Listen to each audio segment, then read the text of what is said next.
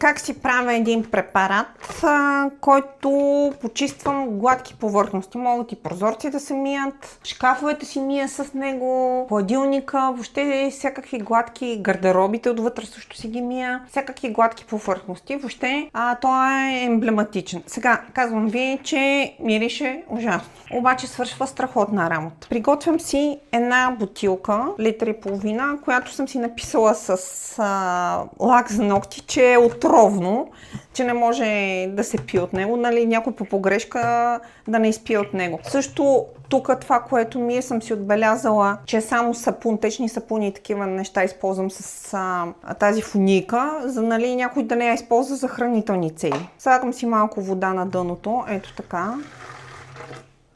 Така. В случая взимам амоняк. Тази рецепта я знам от моята кардиоложка. Тук сега за вас го меря 150 мл, по принцип вече аз съответно си го правя на око. Затваряйте го, защото направо гори всичко. Доливам с вода. Слагам си 2 капачки препарат. Все пак да ми мирише хубаво.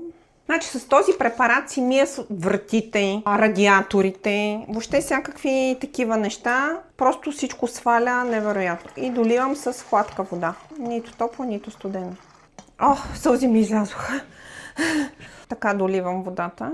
И ето го готовия препарат. Примерно всичките врати вкъщи с литър и половина ми стига да ги измия. Като не просто пръскам, а хубаво си натопявам микрофибърната кърпа и така измивам всички гладки повърхности.